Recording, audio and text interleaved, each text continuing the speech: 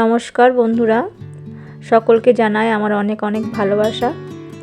তো আজকে খুবই সামান্য একটি রেসিপি শেয়ার করতে আসলাম। তো চলো, এটা হচ্ছে নারকেল আছে। তো নারকেলের যে কালো অংশটা হয় সেটাকে বাদ দিয়ে আমি কুচি করে কেটে নিয়েছি। আছে গাওয়া ঘি, কয়েকটা এলাচ নিয়েছি গোবিন্দভোগ চাল, চিনি আর কিশমিশ, আর আছে দুধ।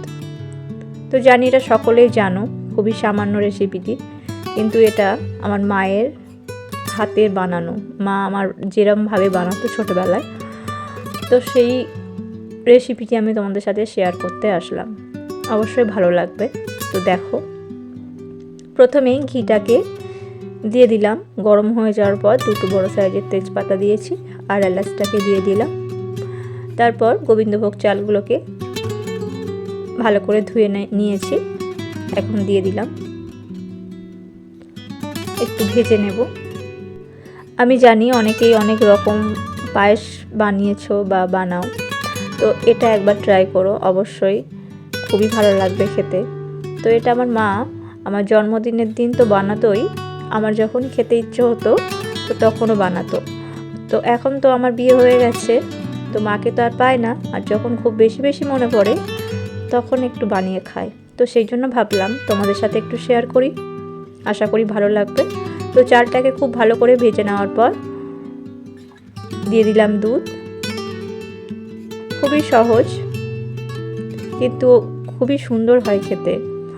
তো গ্রাম্য রান্নাবান্না বা গ্রাম্য খাবার দাবারের কিন্তু স্বাদই আলাদা, এটা কিন্তু খুব মিস করি। তারপর খুব ভালো করে ফুটতে দেব, আর গ্যাসের ফ্লেমটা লো টু মিডিয়াম করে দেব। এখন চালটা যখন হাফ সিদ্ধ হয়ে আসবে, মোটামুটি সিদ্ধ হয়ে গেছে, এখন কেটে রাখা নারকেলগুলোকেও দিয়ে দিচ্ছি। কাজুর ব্যবহার করতো না, কিন্তু এর স্বাদ খুবই ভালো হয়। ইচ্ছে করলে কাজুও দিতে পারো, অসুবিধা নেই। তারপর দিয়ে দিলাম চিনি। এটা যদি গুড় দিয়ে বানানো হয়, খেজুরের গুড়, তাহলে এর স্বাদ তো দ্বিগুণ হয়ে যায়। তো এখন তো আমার কাছে নেই, তো মাকে দেখতাম চিনি দিয়েও বানাতো, কখনো গুড় দিয়েও বানাতো, তো অসুবিধা কিছু নেই। তো গুড় দিলে টেস্টটা আরও বেশি ভালো হয়, তো চিনিতেও কোনো অসুবিধা নেই। তো লাস্টে যেটা করব, গুঁড়ো দুধ কিছুটা নিয়ে নেব। তো একটু গরম জল আমি করে নিয়েছি, এখন ভালো করে মিশিয়ে নেব। তো এটা মাস্ট করতেই হবে, তো এর জন্য টেস্টটা খুবই ভালো আসে। তো গুঁড়ো দুধের একটা স্মেল এর মধ্যে পাওয়া যায়। আর এটা তো আমি কেনা দুধে করেছি, আর আমার বাড়িতে যখন মা বানায় তো খাঁটি গরুর দুধে এই পায়েসটা করতো। তো সেই দুধের তো পায়েস রান্না হলে তার সেন্ট বলো, স্বাদ বলো, অতুলনীয়। তো যাই হোক,